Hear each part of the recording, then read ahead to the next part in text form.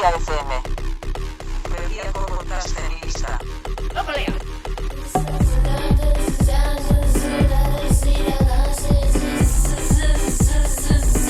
Berria FM.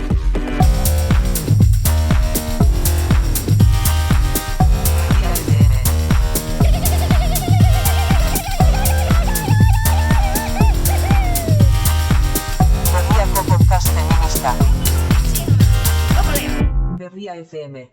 Egunon, eta, asteko aitorpen bat, Ze aulki honetan ni eseri bezain laster edo are gehiago onan entorrela dagoeneko hasi naizalako memoria ariketa bat egiten nire buruari galdezka bezala, ea besteren batean izan naizen, halako batean, halako jendetzarekin, guretzat hau jendetza da, jendetza batekin jakinik gainera, guri begira hariko direla, liteken Adela belarriak ere ederki zorrozuta ekarri izana, eta, babesa sentitzen dugu bai, baina alako bertigo sentipen bat ere badugu. Egunon denoi, lehenbiziko aldiek bertigo pixka bat ematen dute, baina nik entzuna dut usue alakoetan urduritasunari aurre egiteko edo mesedegarria da konfiantzazko norbaiti begietara begiratzea. Agian horrek laguntzen aldigu. Kontuz diozunarekin, ze bestela igual ordu bete luze emanen nuke lehenbiziko zuri begira, eta ez dakit hori, posturarako ere eroso da ez, eta gainera zuretzat ere baztakit, Niretzat zoragarri, Ez dakit horrek lagunduko digun saio hau ganoraz egiten, baina tira, hala ere gauza bat esanen dizut. Nik behin Maider Galardiri aditu irakurri nion gakoa dela, barrenean tximenetak sortzeko moduko egoeretan egotera animatzea, baina beti ere tripak irauli gabe. Eta nik susmoa dut, edo susmoa baino gehiago, nahiko argi dut, gaurkoan hori lortzea badugula, izan ere susmorik, zalantzarik balego, plaza ezin hobea dugu horretarako.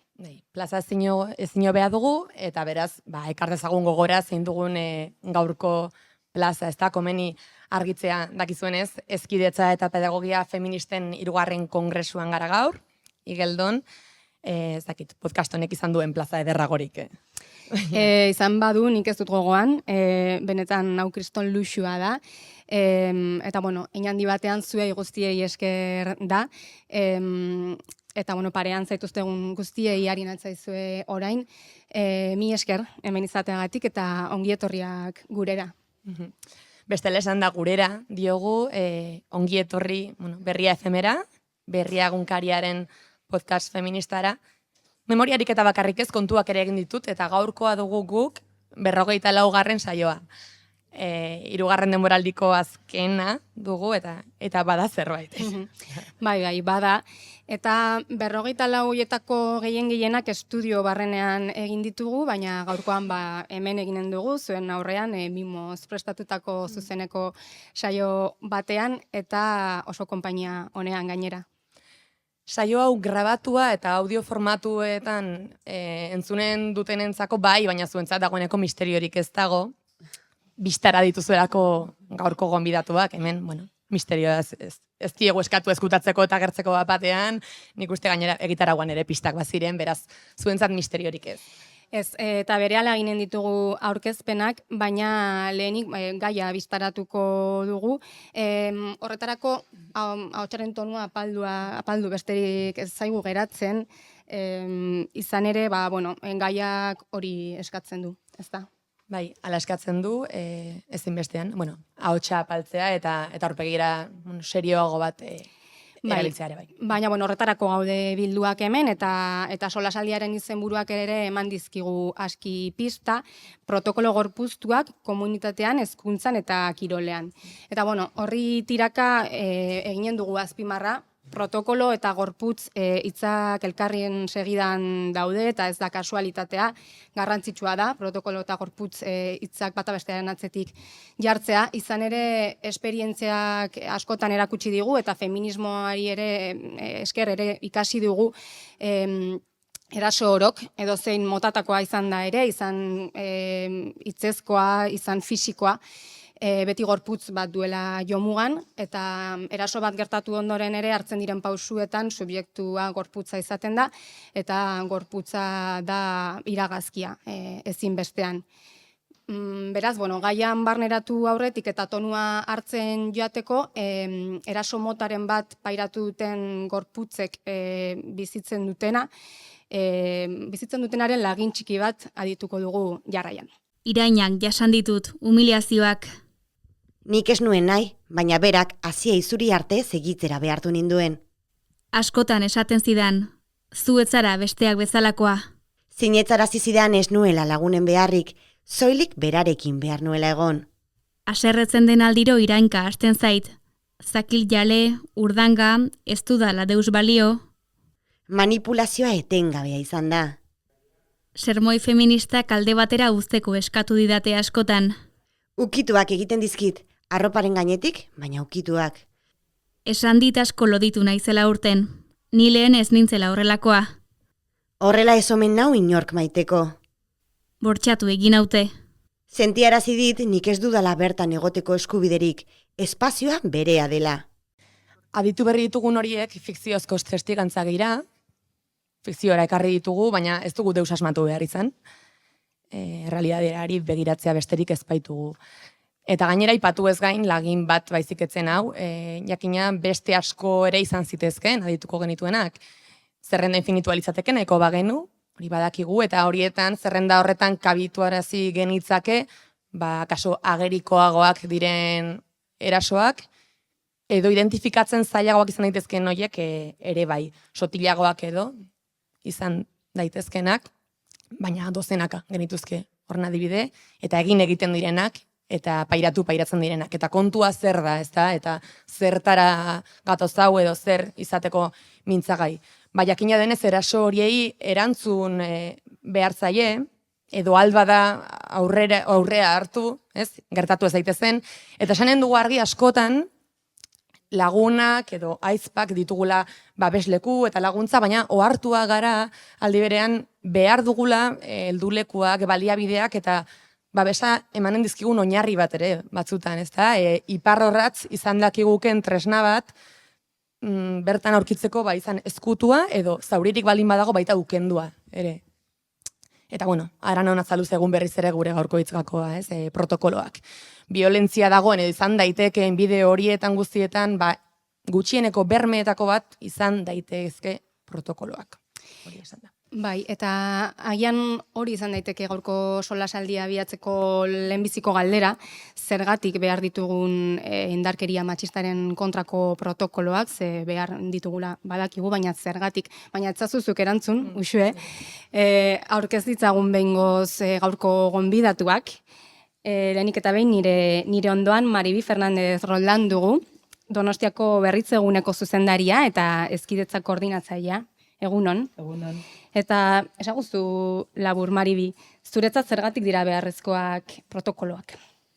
Eskerrik asko gonbidapenarengatik eta esango dizuet erabat beharrezkoak direla hoiek bezalako egoerak ematen direnean, hoiek eta beste asko, behar dira jakiteko ze pausuak eman, nola eman eta ze neurriak hartu behar diren jakiteko, ordenatzeko eta askotan gero idatziz gelditzeko. Hola, modu laburrean esan da. Ederki. Jarraitzeko Lidia Latorre Bañares eta Laura García Rodríguez ditugu. Amarauna Basket Fem egitasmoko kideak, egunon biei, eta zuen ustez zergatik dira beharrezkoak protokoloak.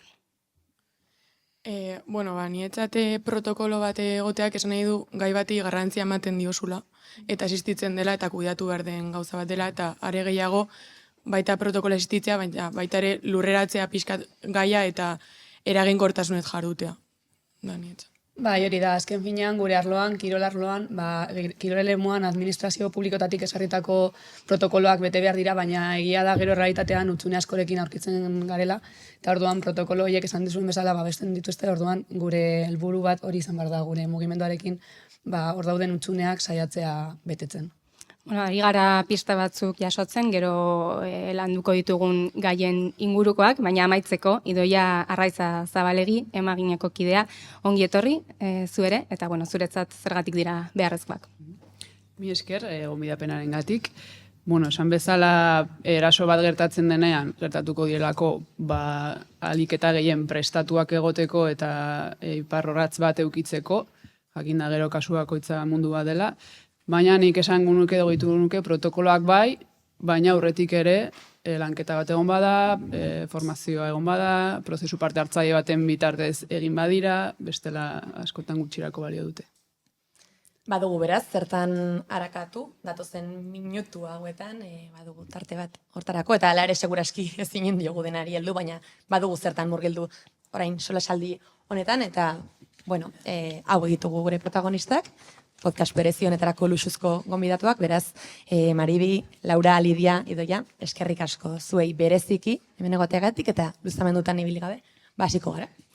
Bai, eta askotariko ertzetatik heltzen halko genioke gaiari oso zabala baita, baina, bueno, erabaki dugu 3 bloke nagusitan banatzea eta gure izlariei txandaka egitea galderak, baina badakizue, elkarri erantzuten aldiozue eta arazori gabe noski. Eta hasi nire ondotik, ezkerretik hasiko gara, Maribi Fernandez Roldanekin. Haren laguntzarekin hezkuntzaren berrikuntzan laguntzeko zentroei loturiko ikuspuntua ekartzen halko dugu Maiaren ingurura. Izan ere, esan bezala, Maribi Donostiako berritze eguneko zuzendaria da gaur egun, eta baita Araba Bizkaiko eta Gipuzkoako hezkidetza planaren jarraipen batzordeko kidea. Beraz, begirada solia da berea, hezkuntza sisteman aditua eta aritua baita. Eta Maribi, hasteko ikasgelak, jolastokiak, korridoreak, edo baita horma horietatik kanpo ere, baina hezkuntza sarearekin harremana duten bestelako topaguneak, jakina denez, horietara guztietara ere heltzen dira indarkeria matxistaren garroak. Hori jakinda, esku hartzea zenbateraino da urgentziazkoa. Aipatu dituzun toki guzti horietan eta toki horietatik kanpo gertatzen dira, indarkeriazko egoerak, eta sare sozialen bitartez baita ere, ez dugu astu behar ziber espazioa. Orduan, eragina zuzena dute hezkuntzako eremuan, eta kontutan izan behar dugu hezkuntzako eremua dela oso espazio formala, eta adin txikikoekin lan egiten dugula, batez ere etapa derrigorrezko etapetan, gero aparte batxillerra eta lanbide heziketa, horiekin ere lan egiten dugu, baina hezkuntza, batez ere etapa derrigorrezko etapei buruz arituko naiz. Orduan, hortxe badaukagu protokolo bat, lankidea, maikidea esan duen bezala, bestelako jarduerak egin behar dira dudari gabe, prebentzioko lanak eta bar, baina behin gertatzen direnean protokola oso importantea da. Edo zein profesionala jakiteko zen neurriak nola egin behar den. Momentu honetan martxan dago 2. hezkidetza plana, erkidegokoa, eta horren barruan garatu zen indarkeria matxistaren jarraibideak. Funtzionatzen du protokolo bat bezala, eta bertan agertzen dire ustezko 4 egoera posible. Eta horietako bada berdinen artekoa. Ematen ari dira berdinen arteko egoera hauek. Hor audioan deskribatu dituzuten horien antzera, eta beste batzuk oso larriak direnak. Momentu honetan zorionez, nik uste dut asko irabazi dugula sensibilidadean, irakasleen artean. Eta edozein ikasle neska batek kontatzen duenean, adierazten duenean, edo erakusten duenean zerbait gertatu zaiola, entzuten zaio. Eta protokola martxan jartzen da. Horrek suposatzen duenarekin, suposatzen du protokoloa martxan jartzea, eta horrek ekartzen du neurriak, babes neurriak jartzea, eta interbentzio pedagogikoa baita ere. Orduan, esaten dudanean protokola martxan jartzea, esan nahi du familiekin hitz egitea, biktima eta erasotzailearekin. Guk lan egiten dugu neska eta mutilekin, guztiek direlako gure ikasleak. Egoera batean, egon daitezke inplikatuta, neska batzuk eta mutil batzuk, ez bakarrik neska eta mutil bat. Esan nahi detena da, batzutan oso egoera konplexuak topatzen ditugula, eta horiek guztiei aurre egiten diegu. Guzti hau oso konplexua izan da, batzutan ematen da lehen hezkuntzan ere, ez dugu hori ahaztu behar, eta lehen hezkuntzako beko mailetan ere, naiz eta arraroa iruditu. Zergatik, sare sozialak hor daude, eta dena pantailaren bitartez ikusten dutelako. Orduan, protokoloa hor dago, protokoloan markatuta dago, ze pausoak eman behar dira. Batzutan ertzantzarekin kontaktuan jarri behar da, baldin eta delito bat baldin badago, edo ez, batzutan ez. Batzutan gizarte zerbitzuekin, esan nahi dut ikastetxeak bakarrik, batzutan ezin du. Por supuesto, familiekin hitz egin behar da. Eta esan dudan bezala, babes neurriak ezarri behar dira, lehenengo gauza ikastetxeak egin behar duena da hezkuntzako ikuskaritzarekin kontaktuan jarri eta, por supuesto, berritzegunearekin.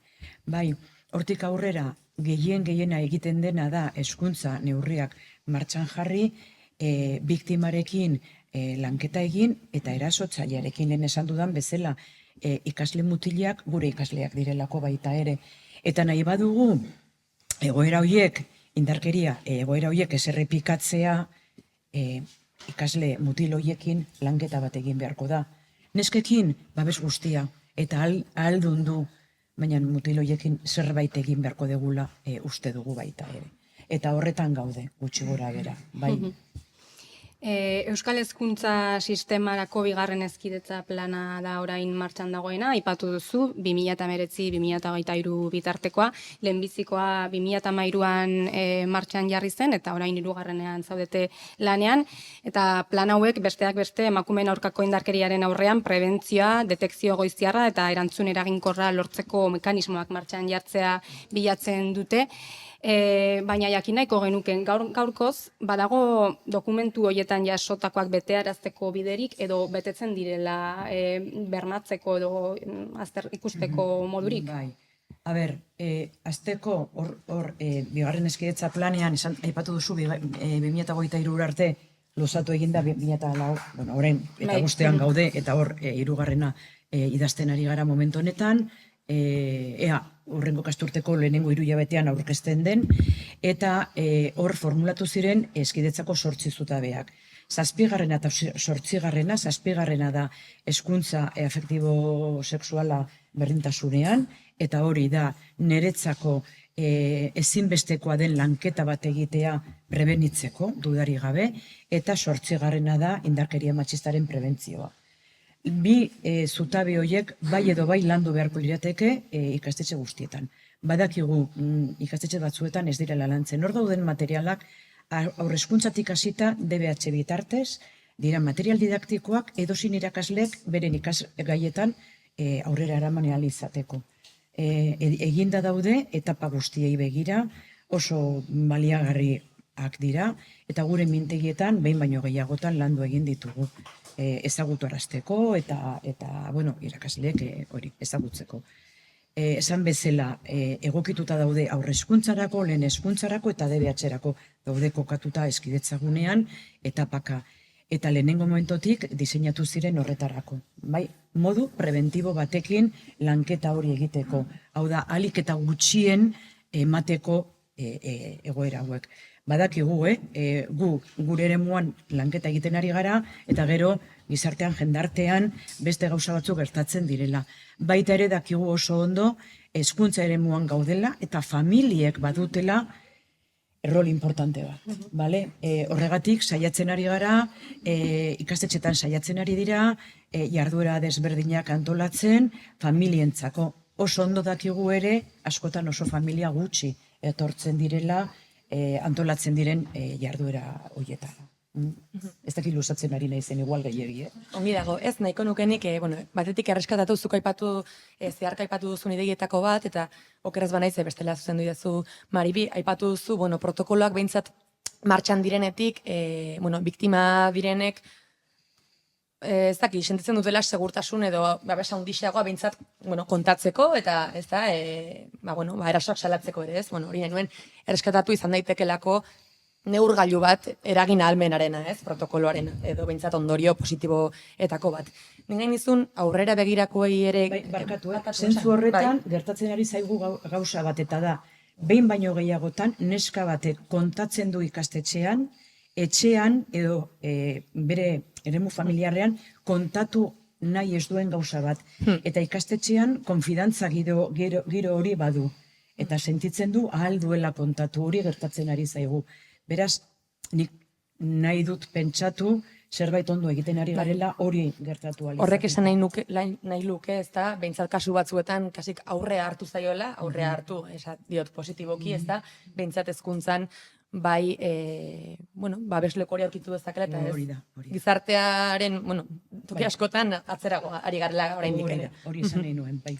Aurrera begirako ez nahi nizuke galdetu, aipatu diguztu, akaso datorren ikasturte hasierarako argitaratu litekeela dagoeneko hezkidetza planaren 3. edizioa ditzatekena, baina 2. balorazioa egin duzu, prentsaurrekoren batean ere, eta horretan, balorazio positiboa egin zenuten, eta hor argi esan, erronketako bat mundu digitalari loturikoa dela ezinbestean, ezta? Eta indarkeria mota berriei tresna berriekin erantzun behar zaiela. Hori argi aldarrikatu zenuten indarkeria mota hoien izenak ere ipatu zenituzten, izan daitezke sextorsioa, child groominga, revenge porn, eta ingelesezko terminoak dira horiek, baina gutxi asko, nik halako itzulpen traketx bat egin dut, baina sextorsio izan liteke, biktima ageri den eduki sexualak izan eta argitera ateratzeko xantaia egitea, ez da, bestela zuzendu.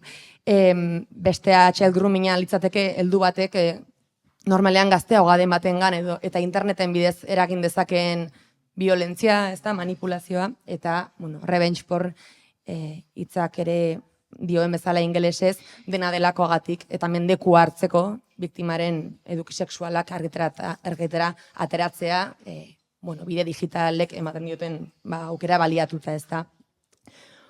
Horiei guztiei tresna berriekin erantzun behar zegela zenioten, ez dakit baden gidalerro garbirik, ez da, zemeatxuak irudi lezake, oso handia, ez da. Eta batzutan sentipena da, ez dakit, eskapatzen zaizkigula, ez, terreno batzuk, eta nola erantzun, hor bada zer landu. Hori da erronka importantea, eta horreri heldu nahi diogu 3. planarekin. Hori izango da gidalerro importante bat, eta beste bat izango da berdintasunarekin konprometitutako maskulinitateak. Hau da, lehen esan dudana, mutilekin lana egin behar dugu, nik uste dut neskekin lanketa importante bat egin dugula, alduntze prozesuak eraiki dira, eta oso ondo, nik uste dut oso lanketa importante egin dugula, baina nera paraleloan lan egin behar dugu mutilekin.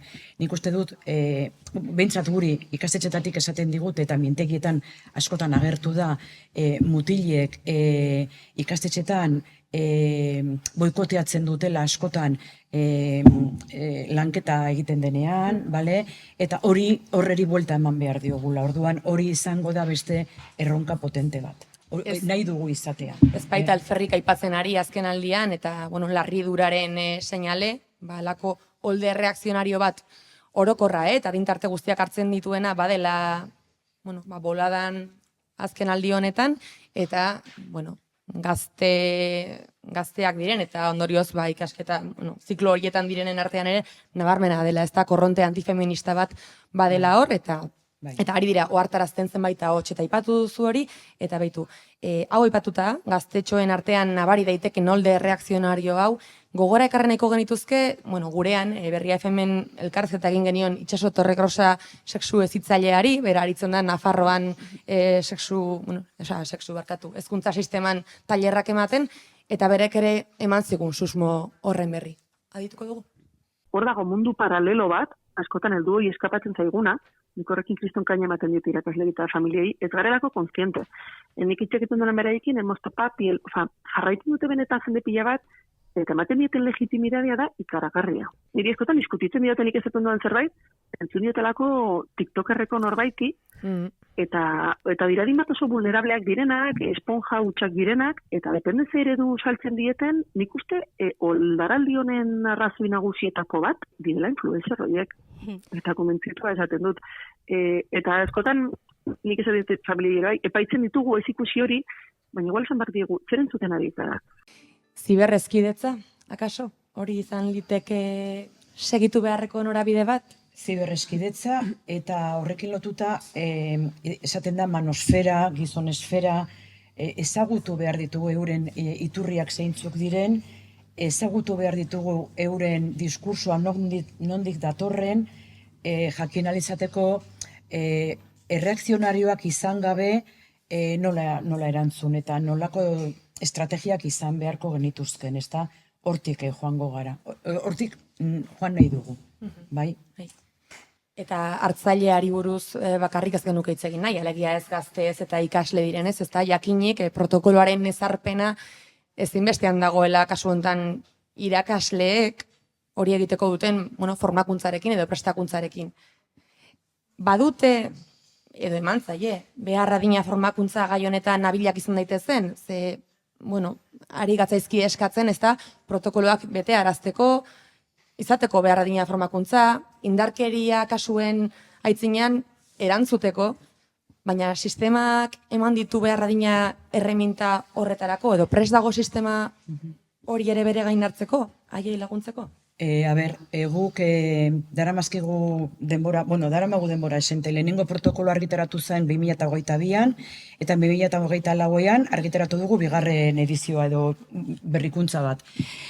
Azkeneko urtetan egiten dugu online prestakuntza bat eskidetza arduradun berrientzat. Badakigu ikastetxe batzuetan urtero edo izendatzen dute persona berria. Berria denean derrigortuta dago prestakuntza hau egiteko. Gero ikastetxeak egiten duen edo ez, askotan berritzagunetik ezin dugu hori kontrolatu. Baina ideia bat egiteko aurreko ikasturtean 200 irakasle kasi egin zuten prestakuntza hori. 200 irakasle, ari gara Gipuzkoa mailan? Erkidego mailan, bale? Eta aurten ez dira 200era iritsi, kontsideratzen dugu ari gara berriak diren figura horiek, Eta ikasturte honetan beste ikastaro bat online, erkidego osoan egiten dugunean ezin dira izan presentzialak. Eta ikasturte honetan martxan jarri dugu bigarren prestakuntza bat ja modu sakonagoan hizkidetzari buruz hitz egiteko eta bertan indarkeria matxista eta gizonesfera edo maskulinitatei buruz hitz egiteko baita ere, eta beste profil batzuk altzuten parte hartu, bolondresekoa izan da, eta kasi beste 200 irakasle. Eta hortan, baita ere, zuzendaritzakoak, eta bea figurak, eta hortan. Mintegira etortzen dira ikastetxe bakoitzeko gutxienez persona bat, irakasle bat. Eta gero, edozein ikastetxek horrelako egoera baten aurrean aurkezten denean, berritzeguneko aholkularitza dauka beti protokoloa nola aurrera eraman, zalantzak, atzo oraindik, nik bilera bat izan dut Gipuzkoako ikastetxe batekin, aurreko astean egoera larri bat izan zutelako, eta eurek ikusten zuten, izan zen asteazkenean, gero bakizute azken egunak, folklore tal, eta nahiago izan dute, aste honetan egin. Beraz, bilera horiek egiten ditugu, egunero ikastetxekin, protokoloaren baitan, ertzaina bai, ertzaina ez, familiekin bilera horiek nola prestatu, ze terminotan hitz egin, ze egoerak oso desberdinak dira. Atzo, zuzendari batek esaten zidan, eske gurasoekin bilera horiek nola prestatu ez dago jarrita protokoloan. Noski, eske oso bilera desberdinak dira. Protokoloak ehun horri izan beharko lituzke, hain detaiatu, hain zehaztuta. Eta zenbat ditu, baribi? Pues izango ditu 40, ja nahiko luzea da, eranskinak eta dena, inork ez luke irakurriko, izan behar du zerbait praktikoa. Beraz, inkluso laguntzen diegu gurasoekin, familiekin bilera horiek prestatzen, behar hori sentitzen badute, bai? Prestakuntza inoiz ez da nahikoa, noski, bai, baina prestakuntza asko eman ditugu, eta orduan, hurrengo ikasturteari begira, ari gara katalogo bat prestatzen, ikastetxeei bidaltzeko, oraintxe bidaliko zaie. Aipatu duzu horietako askok voluntarioki ematen dutela, ezta? Formakuntza horretan Horietako batzuk, ezta? Ez, justo egia esan galdetzekoa nintzen, hori jazen neurritan dagoen persona horren borondatearen edo gogoaren menpe, ezta? Eta ez dute den zakit arriskutsu deitu, baina bueno, hori ustea... Hau zen, epatu dana da, nolabait sakontzeko maila bat, maila oinarrizko maila da derrigorrezkoa. Ez gero aipatuko dugulako, baina, bueno, soilik baldin balitz, ezta, kontu bolondresa edo norberak erabakia, eta, bueno, energia eskatzen duen zerbait bada, ez da dagoeneko seguraski lankarga handia duen persona batentzat, eta, bueno, energia ez bakarrik, desgastea dakar, hori hitz egin dugu gero luze, baina, bueno, alako prozesutan laguntzeak desgaste emozionala ere badakarkio persona horri, eta, bueno, akaso voluntariutzaren esku soilik ustea, izan daitekeneko, bueno, zuntxigarria ere, ez, edo mingarria. Baina, bueno, hori nahi zuen galdera zen, Barkatu, izan ditugu modu desberdinak egin ditugu, eta batzutan derrigortasunak ez du laguntzen ez da ere.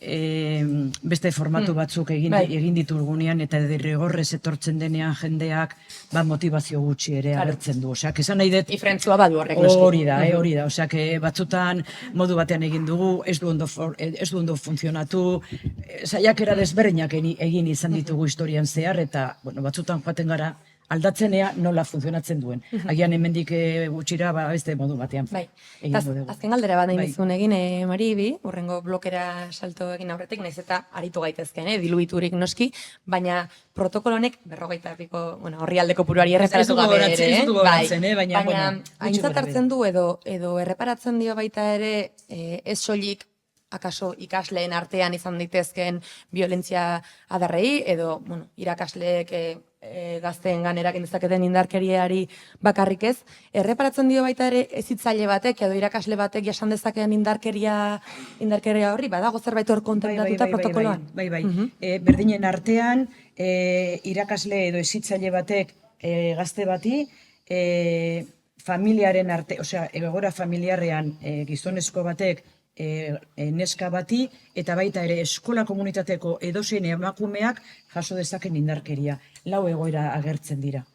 Lau egoera desberdinen, eta egoera bakoitzean ze pausoak eman behar diren agertzen dira oso zehaztuak. Neko adarkatua dago orduan beraz erantzuteko. Eta orain arte, martxan daukagun bitartean, ez zaigu agertu egoera bat non ezin den zailkatu egoera hoien artean. Eta gertatuko denean, beharko da diseinatu. Hori da. Garbi ikusten dugu baita ere, agian hemendik 2 edo 3 urtetara, agian berritu egin beharko dela, edo aldatu egin beharko dela dudari gabe. Protokoloekin hori egiten dugu beti. Eskerrik asko, Maribi. Eskerrik asko, Maribi, azalpen hauengatik guztiengatik, jarraituko genuke, baina horrengo blokera salto egin behar dugu, baina bakizu jarraitu nahi duzunean ekarpenak egiten.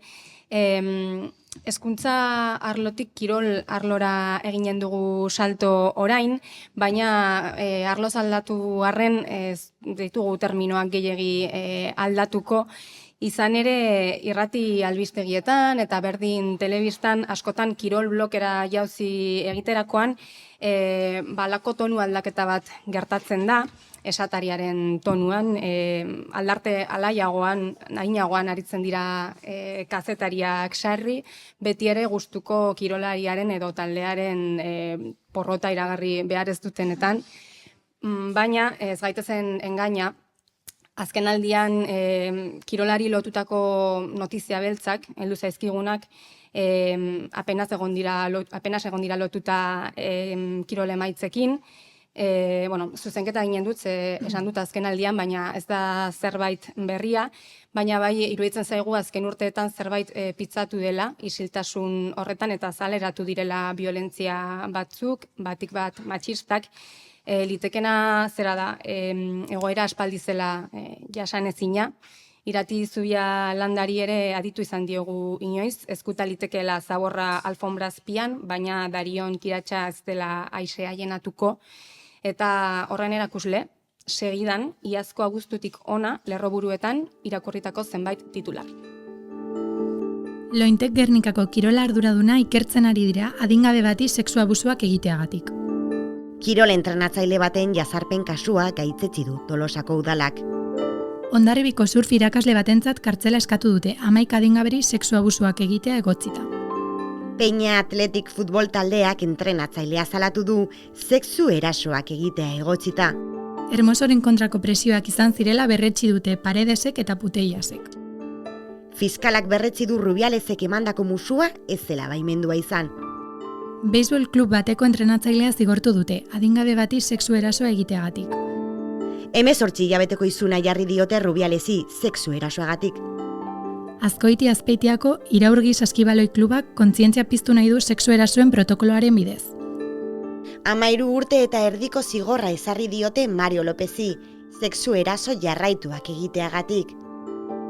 Izarra pilota taldeko hezitzaile bat salatu dute nerabe bati irudi pornografikoak igortzeagatik.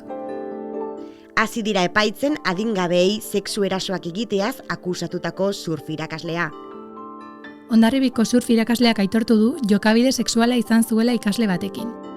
Fiskaltzak eutzi egin dio surf irakaslearentzako zigor eskaerari. Surf eskola itzakia bat zen adingabeekin egoteko eta zeuzkan sexu desirak asetzeko. Dani Alves, futbol jokalari ohia, absolbitu egin dute emakume bat bortzatzeaz. Kirol eremu seguruak sortzeko premia dago.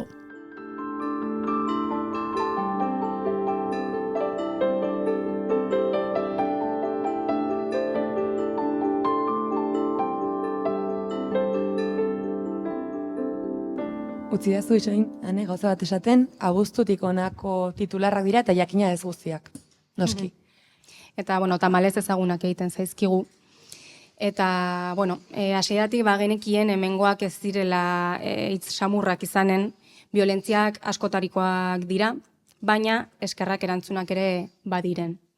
Lidia Latorre Bañares eta Laura García Rodríguez, honi buruz asko dakizue zuek, esan bezala Amarauna Basket Fem egitasmoaren edo sarearen parte zaretelako, eta zeuek onartu duzue hau, nazkatuta zaudetelako josi duzuela Amarauna, armi-armak eizatu ditzan euliak.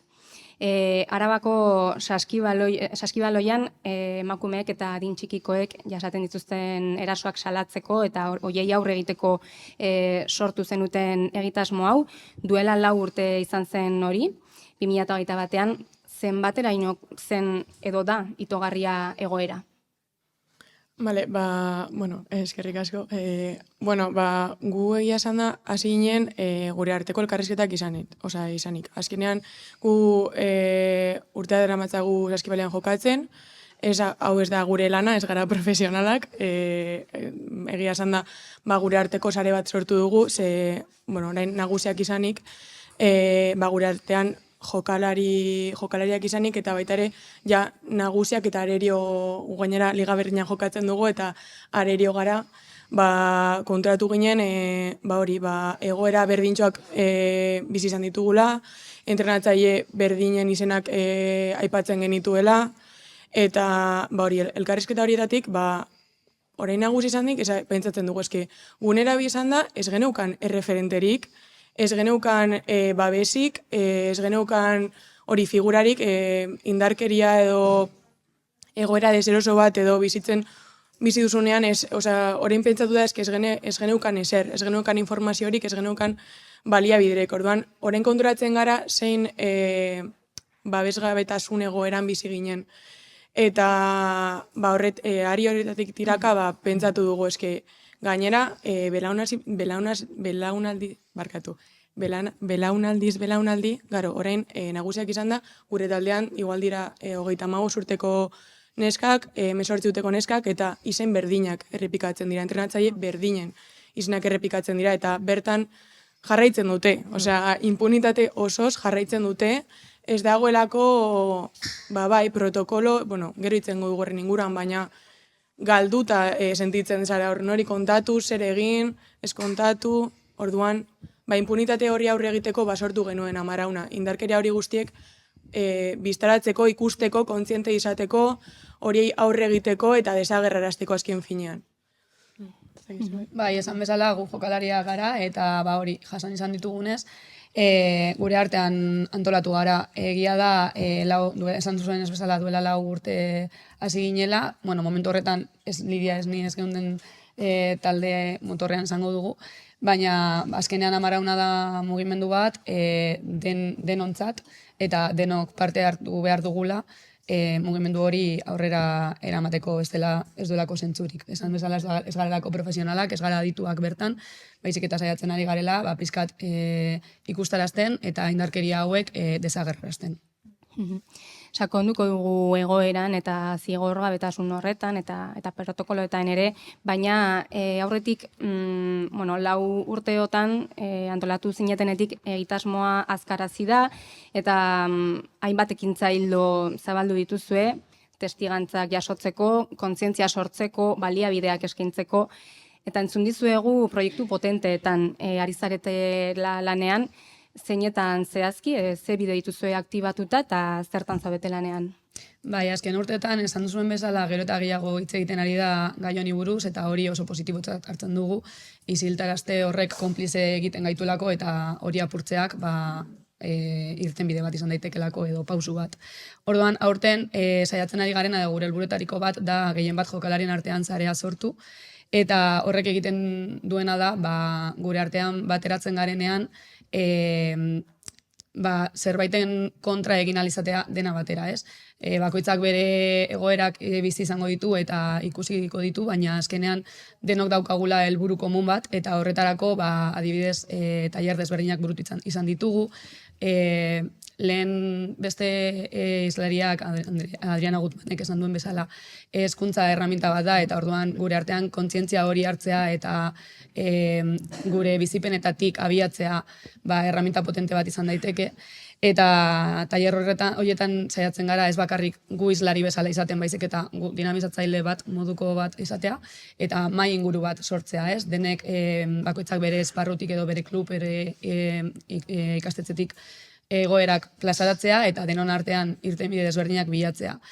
Horrekin batera, limitean non jarri, zer den normala, zerrez, horretan ere abiatzen gara eta horrekin jokalarien sare horiekin ez da dena bakarrik hitz egitea, ez? 3 bider-hiruak egin ditugu, jaialdi desberdinak prestatu ditugu. Azkenean da esparru desberdinetatik sare hori sortzea. Baita ere, aipatzeko egin genuen pankarta tailer bat, eta zen partidu amieretan erakusteko Arabako saskibaloian indarkeriarik ez, horlako. Eta unfollow batzuk izan genituen, baina ez bakarrik amarauna bezala, baizik eta bakoitzak bere taldean, egitea pankarta hori, eta por lo que sea, ofendiditos, eta komo? Lakoak beti da bez. Bai.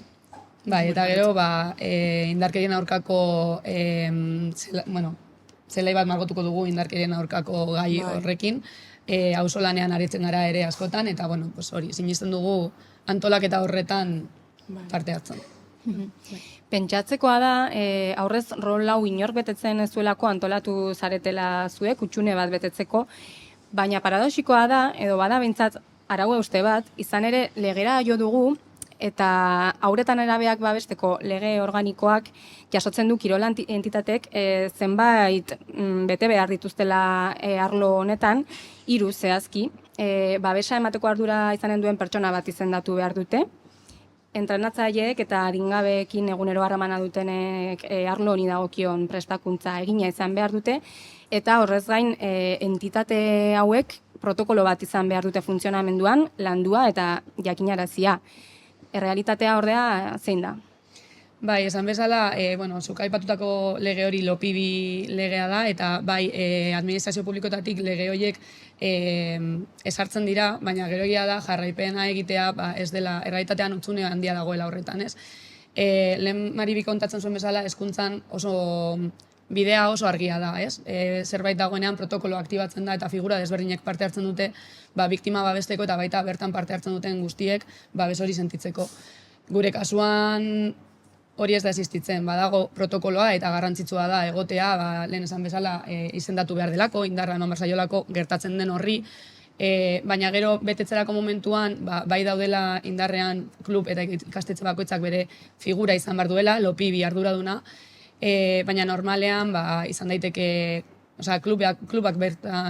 klubatik bertatik aipatzen da nor den, ez? Edo orduan normalean koordinatzailea izaten da, edo eta pues, igual familiaren bat oso implikatuta baldin badago bere burua aurkezten du, eta formakuntza bat ematen da normalean ere online dena, eta hor falta da ardura hori aurrera eramateko gero gabezi asko daude, ez? Orduan, adibidez, beste herrialde batzutan lan handia dago eta aurrera pauso handiak eman dira gai honekin, eta figura hori ez da klubetik edo ikastetzetik bertatik jartzen, baizik eta kanpo figura bat da, aditu bat indarkeria matxistan, normalean, hori da gehien bat ere hemen daukaguna, ez? Eta, kirol arloan aipatzen ari garena, ez?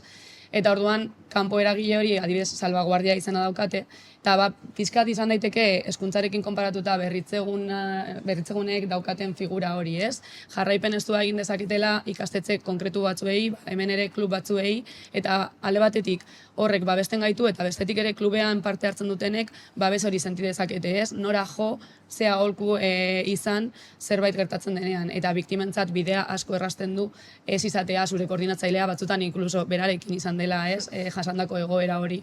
Orduan izatea beste pertsona bat konfiantzaskoa, badakizuna, bai biktimek, bai familiek badakitena aditua dela eta badakitela ze pausu jarraitu beraiekin. Beraz hemen egin handi batean arazoa litzateke indar bete arazlerik ez dagoela jarraipenik eta berriz ere borondatearen esku uzten dela. Bai, eta askotan gauzak ondo egin nahi ditugu, baina ez ezagutzatik ere egiten dugu, orduan beti entzuten dugu, garrantzitsuena da salaketa jartzea, ez? Bestela ez doa inora. Eta bai, salaketa hori jarri baino lehen jakin behar dugu eta biktima abisatu behar dugu zenolako prozesua jasango duen. Eta horrek egiten duena da, azkenean ez ezagutzatik ari garenez, normalean agresoreek ez dutela ondorio zehatzik, ondorioak ez dituztela. Orduan, gerta daiteke, igual kasu potente batean, klub batetik botatzean norbait gertatutako indarkeria batengatik, baina azkenean beste klub batera joango da. Ez dagoelako ofizialki ez, zerbait eginda, edo, naiz eta jakin, igual beste klubetik ikusten dutelako ez dela ingarrantzitsua izan gertatutakoa. Eta ezin dugu ahaztu adingabekoekin gertatzen direla gehien bat egoera hauek. Maribik ere aipatu digu adingabeekin lan egiteak badakarrela berezitasun bat, eta noski jokatzeko manera ere baldintzatua dagoela, ez horregatik. Apuntatu dut hemen, Laura aipatu duzu, zuen artean, eta zorion ez da gero eta gehiago hitz egiten duzu gauzez, izen berberak ere ateratzen direla, eta nik hemen atentzioa eman dit, zer aipatu duzu, komentatzen duzuela zuen artean zer den normala eta zer ez den normala.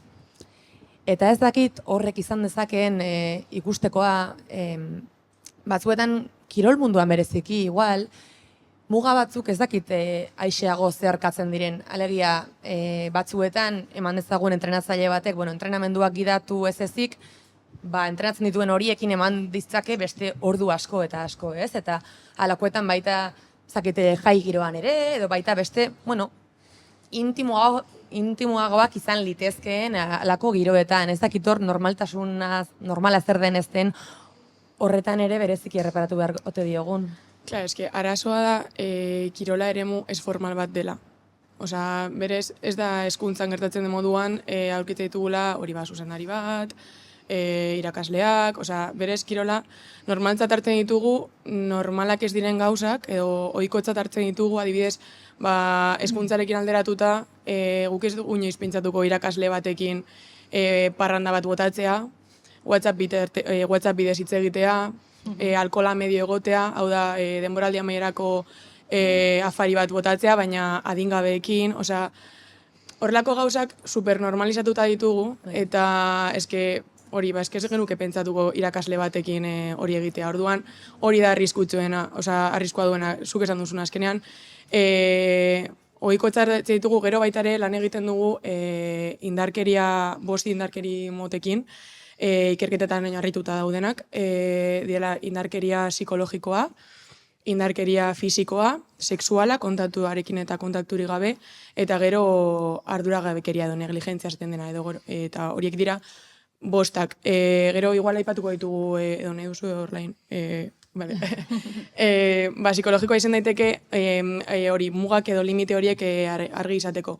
Indarkeria psikologikoa izan daiteke manipulazioaren hilotik topatzea ditugunak, adibidez zure epizubaren inguruan zerbait esatea, edo no vales para nada, o deberías adelgazar para correr un poco más, horrelako gauzak entzuten ditugu edo normaltzat hartu izan ditugu kirol eremuan, gure fisikoaren inguruan, aipatzen dituzten gauzak adibidez. Gero indarkeria fisikoa da, azkenean igual ikusgarriagoa dena, ez da, adibidez, bultzada bat, edo jotzea, edo igual gure pizarra lurrea botatzea, edo patat bankuari matea, horrelako gauzak super ohikotzat hartzen ditugu entrenatzaile bat ikusten dugunean. Gero sexuala kontaktuarekin ego zuzu jarraitu. Bai, jarraitu. Indarkeri sexuala izango litzateke kontaktuarekin baldin badago, badibidez, parranda eremuan gaudela, ipurdia ukitzea, baita ere musukatzea, eraso sexuala gertatzea, hori guztia, eta kontakturi gabe izango litzateke, eduki sexuala duten mezuak, argazkiak eskatzea, bizitza pribatoren inguruan galdetzea edo eduki sexualen inguruan galdetzea, ze daukazu bikotea, no seke, da zer egiten duzu eta hori guztia, izango litzateke kontakturi gabe, eta gero negligentzia arduragabekeria izango litzateke, adingabe edo pertsona horren babesa bermatzen ez denean. Adibidez, entrenatzea kanpoan, elurra egiten duenean, edo lesionatuta dagoenean behartzea jokatzera, edo baita ere zaudenean gaixorik, baita ere behaien osasuna arriskuan jartzen duzunean. Horietatik horrek laguntzen gaitu pilo bat limiteak edo zer den normala edo zer ez pizkat zehazteko eta baita ere gure artean hausnartzeko. Aipatutako ekintzen artean egiten dugunak da talde tekniko osatzen duten partai ezberdinekin, adibidez, entrenatzaileak, koordinatzaileak interesa dutenak gure egitasmoan gerturatzen dira eta mahai inguruak egiten ditugu, horrelako gauzen inguruan hausnartuz. Egoera jartzen ditugu, baita ere ikerketetan frogatu izan diren egoerak, aipatzen ditugu eta horren inguruan hausnartzen dugu. Eta egoera honen aurrean, zer indarkeria da, zein indarkeri mota, zein da arriskua, pixkat hori baloratzen dugu eta zer egingo genukeen horren aurrean. Beti ere hori interesa dutenekin, hori da garrantzi, hori da pixkat gakoa, hori da. Bai, eta horrekin batera, lehen esan bezala ez da bakarrik gure partea, ez da bakarrik gu biktima bezala edo egin beharreko lan bat. Eta hori ikusten dugu ere ez garela askotan ailegatzen, baina agresorek daukaten normakuntza hori hitz egiten garena, zer den normala eta zen ez, klaro, agresore batek oso askar ikus dezake aukera, hori, parranda botatzen ari badira, 17 urteko bere neska taldeekin, ez? Eta azkenean, gizarte bezala, normakuntza hori aldatzen baldin badugu eta limitea ondo esartzen baldin badugu, hori, lehen esan dagoa, matematikako irakaslarekin esara inoiz joango golan, ez? Hor limite bat jarrita, ondorioak ere argiagoak izango dira, hau ezin da egin, hori ezin dugu onartu, ez? Eta orduan, hori ez egoteak dakarrena da, azkenean, ondorioak biktimarengan izan daitezkela mota askotarikoak, gainera batzutan ez dira zuzenean emango, orduan ez ditugu nabarituko eta badirudi egoera horrek ez duela indarkeririk eduki eta aurrera goaz, baina gero igual biktimak bere erlazionatzeko eran, bere ondorio psikologikoak luzeera begira, ez, epe luzean ematen direnak, hori badirudi ez dela gertatu eta hori gertatu eginda eta hori oso garrantzitsua da. Eta orain, erronka badiareko dio nire buruari, ia nola lortzen dudan hau sintetizatzea. Bai? Izan dezagun, epatu nahi ditugunak jorratzeko hastia. Gauza asko jakina ez dira esklusiboki kirolarloari loturikoak, beste asko maribizuariko zaraitzen eta igual hezkuntzan ere ikusiko direnak, edo baita komunitatean bere zabalean ere ikusiko ditugunak, ezta? Baina, akaso bada faktore bat oso berariazkoa kirol munduan, eta da biktimaren eta erasotzailearen arteko botere harremana ez ezik, erasotzaileak izan dezakeen ospea. Eta horrek ondorioz zigorgabetasuna lortzeko edo inguruko bereziki gizonen konplizidadea eta babesa lortzeko zenbateraino lagunduko dion ospe horrek, ez da. Labur diotz, Mario López Lointe Gernika saskibaloi taldeko entrenatzaile ohiaren kasua baina genuela gaurkoan gogora ekarri, eta gogoratuko duzuenez, Mario López 11 urtez Lointe Gernika saskibaloi taldeko entrenatzailea izan zena, 2022ko ekaina salatu zuten lehenbiziko aldiz. Adingabe bati 3 urtez sexu abusuak egiteagatik. Abusuak orduan argitara atera zenez, 98an hasi ziren, biktimak 13 urte zituenean, eta Lopezek garai hartan 31 urte zituen. biktimarekin zuen harremana baliatu zuen erasoa egiteko, eta iaz epaitu, eta 13 urte eta erdiko zigorra ezarri zioten. Hori, badakigu eta irakurri dugu edabideetan ere. Hor, kontua da, etzela bat ere erraza izan horretara ailegatzea, ezta?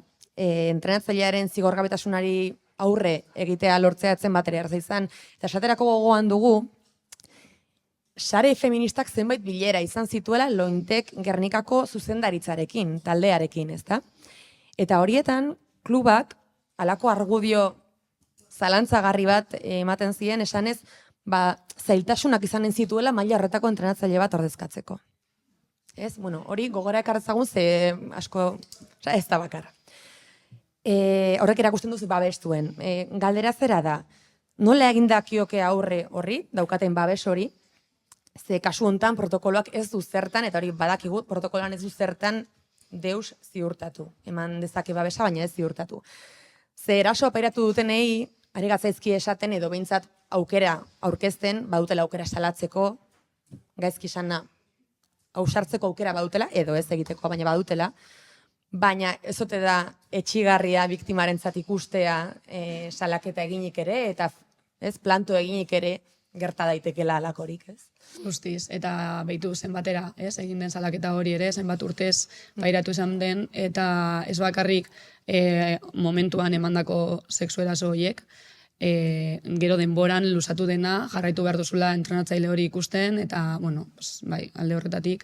Eta ez bakarrik hor esan duzun bezala, hori kategoria igual holan, nagusietan edo, gure realitatean, gure Gasteizen adibidez, gu saiatzen ari gara orain, unitate didaktiko bat sortu dugu, saiatzen ari gara, ez ditugu protokoloak egiten, baina, protokoloetatik informazioa jasotzen, eta igual labur bildu, laguntzen duen klubetara heltzeko eta jakinarazteko, izateko puntu batzuk hor erreferente, eta askotan jasotzen dugun erantzuna ere da, gehiegizkoa dela ematen den informazioa adibidez entrenatzaile berri bat datorrenean bere klubera, non gorde giltzak, materiala, zer eduki behar duen, eta hor gainera jarri behar diogu zer ez duen egin behar. Hori izan da askotan eduki dugun erantzuna. Orduan, hori da errealitatea. Ikusten dugula, hau dela gai bat gehitzen duena zerbait, eta gauza batzuk egin behar direla, ze ekipazioak eduki behar ditugu denok berdin, eta holan. Baina igual, bakoitzak etzetik ekarri behar duela, ez? Eta guk ikusten duguna da, klub bezala adibidez, ezinbestekoa dela zuk sartzen denean norbait zure klubean ez hartzea behitu. Hauek dira gure oinarrizko helburu batzuk, eta hau ezin da gertatu, hau zure identitatearekin etorri behar dela, ez? Eta gainera nik uste, ni sartzen baldin banaiz, igual nire iritziz, ez? Pertsonalez, baina sartzen baldin banaiz klub batean eta holan ikusten baldin badu niretzat ere, besa, sentidazten dit, familia bezala, taldekide bezala, edo. Baina hori ez da holan ikusten, eta gure gizartean gaur egun daukagu, hori, karga bat bezala, ez? Orduan, hori aldatzen ez dugun bitartean oso zaila da, eta azkenean gure, gizartearen helburu bat izan behar da, ze azkenean egia da ume bezala identifikatu behar duzula eta garrantzitsua dela jakitea zeintzuk diren indarkeria horiek lehen Lidiak aipatzen zituenak, baina gure helburua da umeazaren heinean umea izatea, ez? Eta gaztezarenean eta saskibaloiaz disfrutatu behar baduzu, disfrutatzea, ez? Pentsaraztea zer gertatzen den. Horretarako sistematikoki eduki behar dugu, hori, babesten gaituen sistema bat, eta benetan errealitatean aurrera eramaten duguna. Bai, barkatu. Zuek aipatutako hori, zuzendaritzak aipatutako justifikazio hori, eske hori da kasuz superpotente bat, baina eske egunerokotasunean topatzen ditugu justifikazio ugari. Osea, justu aipatutakoak ama bat etortzen da eskola batetik, hanpa batetik, bera hanpak kudeatzen duelako kirolez kanpoko ekintzak bertan, eta berak duenez iniziatiba hori, behaien BSMA jokatzen duelako hor, eta babesa emateko eta hori guztia etortzen da, eta behaiek esaten ziguten, guk egiten ditugu elkarrizketak, monitore zein entrenatzaileak kontratatzeko, gure filtroa pasatu behar dute, kontratazio hori egoteko. Hau da, Laurak esan duena, gure identitatearekin bat egin behar du. Eta azkenean baita ere, gu gaztiztik gatuzela oso txikia da, denak ezagutzen dira, entrenatzaile baldintzak ez dira oso onak, eta azkenean justifikazio hori bai dela zaila norbait topatzea, bai, baina zeri ematen diozu lehentasuna. Osea, me refiero, eski horretan jartzen bagara, eski pertsona berdina jarrituko luketen postu berdinetan. Orduan, hori aipatzea. Bai, eta ez dutelako ikusten zer diren lehen esandako ondorio horiek, ez? Botere harremanean emandako hainbeste bikotek ideia gaur egun izan daitezkeenak, hasi dira, bikote horiek hasi izan dira bera entrenatzaile zenean eta igual neska 16 urte zituenean, adingabea zenean, eta normaltzat hartzen ditugu, maitasuna dagoelako erditik, eta jarraitzen dutelako elkarrekin, orduan hainbeste denbora eraman da, pues maitako dira, nork esango du ezetz, hori da. Eta ez dugu ikusten, lehen aipatutako botere harreman hori bai ala bai ematen dela, entrenatzaile figura daukazula, adinaz aparte, esan nahi dut, baina horrekin batera ez, aparte ez, batera. Eta hori bai ala bai, botere harreman batetik hasi dela, igual, ideologia batzutan oso argi geratzen da hori, baina hemen adibidez kirol arlo honetan, segun eta nork ikusten duen, modu baten edo beste ikusten da ez, eta hori arazo larria da. Bueno, luze, jarraituko genuke zuekin ere, milaka ertz daudelako eta meloi handiak zabaltzen ari garelako, baina aurrera jarraitu behar dugu. Egoera nahiko beldurgarria da ikusten dugun bezala, baina zorionez sare eta egitasmo feministak ere badira, eta horregatik gaude hemen honetaz hizketan, eta kirolean eta hezkuntzan ere izaten diren erasoen aurrean mugimendu feministak rol garrantzitsua jokatzen du, eta feminismoak berak ere erakutsi digu eremu horietan bezala beste edozeinetan komunitatea ezinbestekoa dela halako egoerei aurre egiteko, erantzun eta osatze prozesu zabalak behar ditugula, ez soilik erasotzailean eta erasotuan zentratutakoak. Eta horren jakitun da emagin elkartea ere, eta elkarte eta kolektiboetan eraso matxisten kudeaketarako protokoloak egiteko gida bat sortu eta aurkeztu zuen 2022an, eta hain zuzen ere emagin elkarteko kide dugu Idoia Arraiza Zabalegi, esan bezala. Idoia, mugimendu feministak berak erasoen aurrean lanketa komunitarioa egitearen garrantzia nabarmendu ohi du, emaginen adibidez argi esaten duzue honako hau. Indarkeria matxistarekin amaitzeko eta gure mugimendu zein kolektiboetan ematen diren egoera kudeatzeko ardurak kolektiboa izan behar duela uste dugu, dagoeneko ezin dugu inguruko feministengan delegatu horrelako kasuak kudeatzearen erantzukizuna, zuei irakurri dizuegu hori, eta honetan sakontzeko galdetu nahiko genizuke hasteko, zer esan nahi du honek, norena izan behar da implikazioa eta zergatik da garrantzitsua biktimarekin edo eta erasotzailearekin ez ezik inguruarekin ere lanketa egitea. Zuk esan bezala daramazkigu urteak, komunitate esaten dugunean, askotan izan da kolektibo, ezkertial politizatuetan, edo gure inguruko antolakundeetan, mugimendu sozialetan, herri txiki batean, erasoak eman direla, eta jo izan da, feministen gana, laguntza eske, edo feministek hartu dute kasu horiek kudeatzeko ardura, eta egon ziren urte batzuk, non talde feministen jardun gehiena juten zen kasuak kudeatzen, eta orduan ez zegoen energiarik denborarik beste gauza batzuk egiteko, eraikitzeko, eta hor momentu batean esan zen, hau ez da soilik gure ardura, ardura kolektiboa izan behar du, eta guztiok implikatu behar gara erasoen kudeaketan, ez? Orduan, guk erasoak kudeatzerakoan, zuek esan bezala, ez? Erasoa jasan duena eta erasoa egin duenaz gain, badago hirugarren sujetu bat dela komunitatea, ez? Nik uste kontzientzia hartu behar dugula modu batean guztiok baimentzen dugula orain digute harreman batzuk egotea, ez?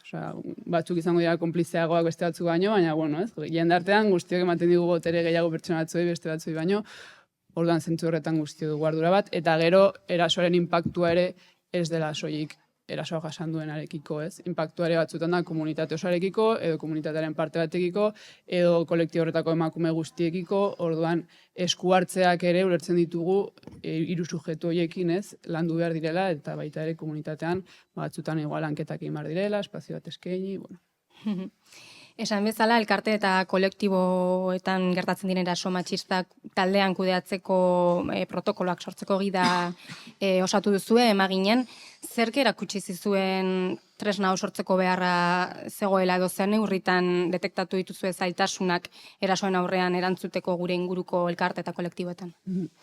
Lehenengo beharra izan da, hau ez, jendeat zegoela pres, beraien kolektiboetan erasoak kudeatzeko, ez? Eta guk nahi genuen eskaini gida bat, ahalik eta modu autonomoenean, beraiek ere kudeatzeko erasoak zeudenean, eraso horiek, ez? Eta prestatuak egoteko hori gertatzen zenerako. Ez deitzea ja, ez, erasoa gertatu denean, zer duan, igual bai kezkatzen da jendea, baina horretik igual ez dago kezka hori, ez. Eta bigarren beharran ikusti izan dela, erasotzaia kanpora leloa etzigula balio igual, ez, hori gertukoa zenean, militantekidea zenean, eta sinesten dugu, kasu batzuetan badaudela baldintza batzuk, kasuak beste modu batetan kudatzeko, prozesu eraldatzaileak egiteko, justizia restauratiboaren marko baten barruan. Orduan, gero igual azalduko ze baldintzetan egin daitezken olako prozesuak, baina, igual justo ingurune politizatu ezketa dagoetan, egon daitezke aukera gehiago, gauzak beste modu batean egiteko. Aipatu ezaguna kaso dagoeneko, ze baldintza behar lirateke, ezin baita, kasuistika infinitua da, ez da, baina ze baldintza beharko lirateke horretako? Bai, lehenengoa izango litzateke egitura edo lantalde bat egotea prozesuaren ardura hartuko duena, ez? Izan daiteke, kolektibo baten barruan bada, lantaldetxo bat egotea, baina, norbait hartu behar du, ez, prozesu horren ardura. Orduan, hor behar da komunitatearen errepresentazio bat. Eta lantalde horrek eduki behar du ere, botere edo aitortza bat. Ze bestela hor hartzen diren erabakiak, igual batzutan, ez, hankazora jartzen dira. Bigarrena da, erasoa jasan duenak nahi izatea, holako prozesu batean parte hartu, jakinda, ez, zer ekarriko duen, edo azkeneko helburua dela, erasoa egin duenaren bergizarteratze feminista bat edo, ez. Hirugarrena da, eta hau da garrantzitsuena ere, garrantzitsuena ez dakit, baina erasoa egin duenak onartzea eraso bat egin duela, edo behintzat onartzea min bat eragin duela, eta min hori erreparatzeko borondatea adieraztea, eta hor bi gauza askatuko zaizkio, edo bi konpromezu hartu behar ditu, ez bi hildotan. Lehenengoa da lanketa pertsonal bat egitea, eta hor erasoaren larritasunen arabera izan daiteke terapia, izan daiteke formazioa, edo izan daiteke lanketaren bat egitea, bere jarrera eta ekintzen konstientzia hartzeko, eta berriro ez errepikatzeko helburu horrekin. Eta bigarrena da, bitarte horretan, igual ezingo dela espazio batzuetan egon, beti ere, erasoa jasan duenak bere bizitzarekin jarraitu alizateko normaltasun osoz, bizitza ez eukitzeko beldurrik berarekin topatzeko ez dakin non, edo ez usteko militatzeari, edo ez usteko lanera joateari, edo ezagitez. Orduan, bera da igual erretiratu behar dena, ez, tarte batean, behintzat, edo beharrezkoa ikusten denen arte, espazio batzuetatik, ez. Karo, hemen, esan bezala, elkarreta kolektiboekin lan egiten duzu eta horrek berezitasun eta konplexitasun batzuk dakartza, ze askotan alako espazioetan erasoa gertatzen direnean, harreman pertsonalak egoten dira tartean, edo aurreikusi ezin diren elementuak gurutzatzen dira, askotan kudeatu beharreko emozio eta behar bereziak sortuko dira, kontraesankorrak izan daitezkeenak, eta konplexua izanen da zalantzarik gabe. Nola kudeatu horiek denak, zeintzuk lirateke zuen proposamenaren gakoak edo? Oinarriak hau dira, gero zailtasunak, mila zailtasun topatzen dira, ze hori azkenean harreman pertsonal asko gurutzatzen dira, desde luego, kasuak kudeatzen egongo diren pertsona horiek ezin dute harreman oso gertuko dauki implikatutako pertsonekin, hori da irizpide bat, adibidez, ez? Igual ezaguna bai, baina ezin da izan zure oso gertukoa, egon behar da neutraltasun moduko bat horiek kudeatzeko, gero, zailtasun asko egon daitezke hori kudeatzeko, batzutan ere tipoak hasieran esaten du, ez, nahi duela zerbait egin, baina gero gezurra da, orduan nola neurtu, ez, noraino da egia da presioa, ez, hor, batzutan daude gris batzuk, ez, zailak direnak ikusten, noraino den egia, noraino ez, eta, joan behar da ikusten, ez, kasuaren nola doan prozesua, eta dozen momentutan ere utzi daiteke bertan bera, eta bueltatu, ez, baina egia da, kasurik txarrenean, askotan gertatzen da, ez, kolektiboa banatzen dela bitan, edo herria banatzen dela bitan, batzu posizionatzen dira alde batekin, besteak bestearekin, eta hor bai egoten direla ustura pertsonalak, edo familiarrak, edo ez, eta hori oso gogorra da, orduan, alba da polarizazio hori ekidin, ez, da saiakera batez, beste modu batean egiteko, eta zaila izan daitekeen prozesu bat abian jartzeko, ez, bintzat. Bintzat oinarria, ez? Bai. Eta kasu honetan gainera baliteke erasoa jaso duen emakumeak erasotzailearen inguruarekin duen harremanari eutsi nahi izatea, ez? Beste kasu batzuetan edo beste egoera batzuetan errazago agian moztuko da harreman hori, baina baliteke kasu honetan ez moztea, eta agian horrek zaildu dezake kudeaketa eta are garrantzitsuagoa bihurtuko da lanketa kolektiboa. Sanen zenuke protokoloak osatzerakoan hori kontuan izaten dela, oroar, erasotzaileak eta biktimak inguru hori partekatu dezaketela? Bai, kontutan hartzen da, lehen esan dudan bezala, prozesua hauen erdigunean, beti egon behar da, erasoa jasan duenaren ongizatea. Eta bere beharrak egongo dira beti erdigunean. Horrek ez du esan nahi, bere beharrak baldintzatuko duten beti prozesu guztia, ez? Erabakiak beti lantaldeak hartuko ditu. Baina bai bermatu behar dela, ez, pertsonaren ongizatea eta horretarako behar diren mekanismoak jarriko dira martxan. Orduan, beti galdetu behar zaio, zuk zer behar duzu, igual kasu batean, berak ez dauka arazorik, ez, konpartitzeko espazioa erasoa agindunarekin, edo beste batzuetan bai, edo ez dut nahi nire kolektiboan militatzea, baina berdin zait topatzea adibidez parrandan, edo beste batek igual ez du inon ikusi nahi, orduan horren arabera, bai hartzen dira neurrian, ez, ez badu inon ikusi nahi, esaten zaio, ezin zara joan, gaztetxera edo ezakin dora, eta parrandan bai, baina ikusten baduzu taberna batean, zuzara joan barzanean toki hortatik, ez? Eta supuestamente borondatezko prozesuak direnez, bera konprometitzen da, bestearen mina reparatzera, ez? Berak hartzen du ardura hori, ez? Baina ulertu behar da ere nondik egiten den, ez? Eta ez da eraso egin duena zigortzeko. Da besteko, ez? Osa, beti, nik uste dut, kontutan hartu behar dira, zelbururekin hartzen ditugun neurri batzuk, ez? Osa, zein da helburua. Horrere badagoelako txertatzea, justizia ez punitibistaren ideia hori, horretan zuekeren abarmen emaginen idoia. Ez da, hori, argitara ateratzea kontua ez dela zigorra baizik eta mina jasanduenaren erreparazioa. Hori, akaso bati baino gehiagorik kosta ginezai oraindik ulertzea posible dela, ez? Zigortzeko helburuan gailendu gabe. Hora, aurpegiratzea ere izan dira, kritikak ere izan dira, rekin segurazki. Bai, hemen, ez da baian dira dago orain feminismoan, punitibismoaren kontuarekin, nik uste dut alde batetik dela justiziaren erdigunean zer jartzen dugun, eta gaur egungo justizia eredu hegemonikoan zigorra dago, ez? Erasoa egin du, erasotzaile bat zigortzen da, delitu bat egin duen pertsona bat zigortzen da, baina guztiz ahazten du erasoa jasan duenaren mina eta reparazioa hori ez dago inon, eta pertsona horiek justizia sisteman pasatzen dira ere berbiktimizazio eta indarkeria instituzional batetik, ez? Orduan, hor fokoa oso argia da, ez? Non dagoen. Gure bestelako protokoletan saiatzen gara, ez?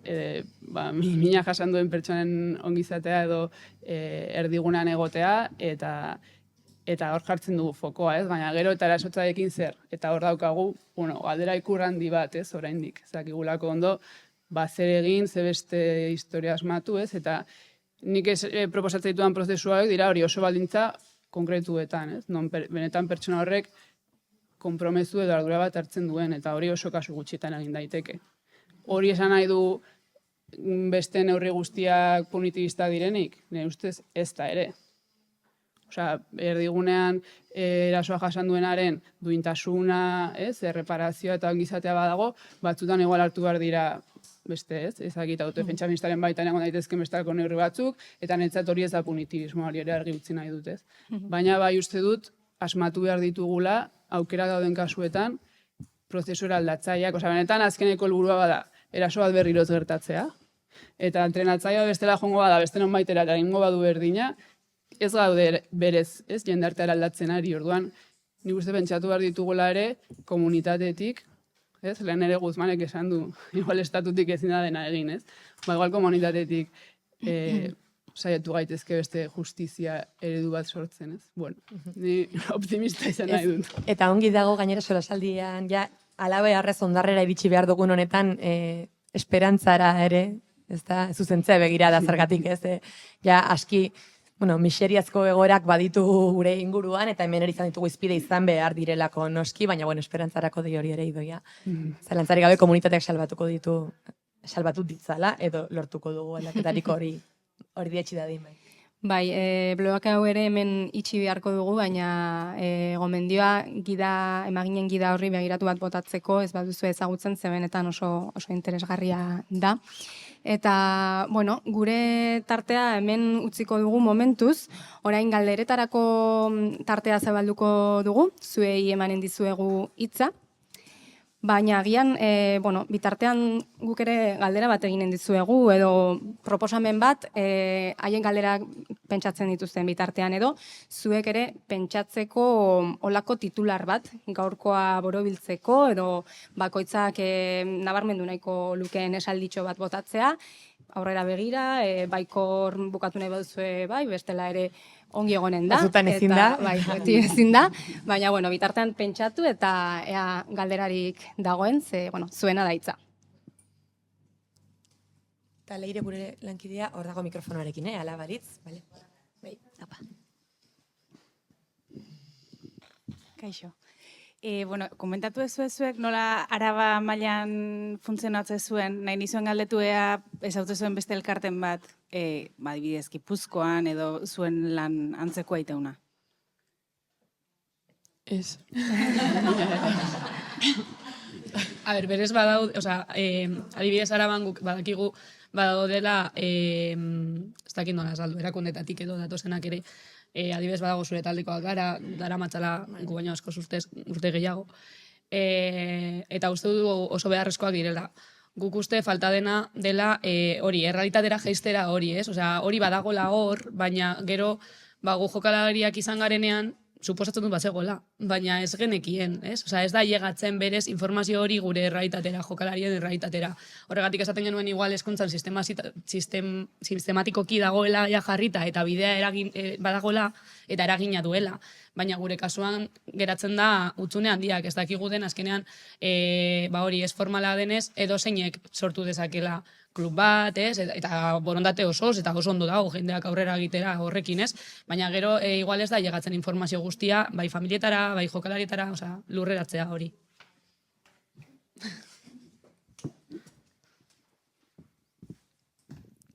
Ia beste eskurik ikusten dugu atxatzen.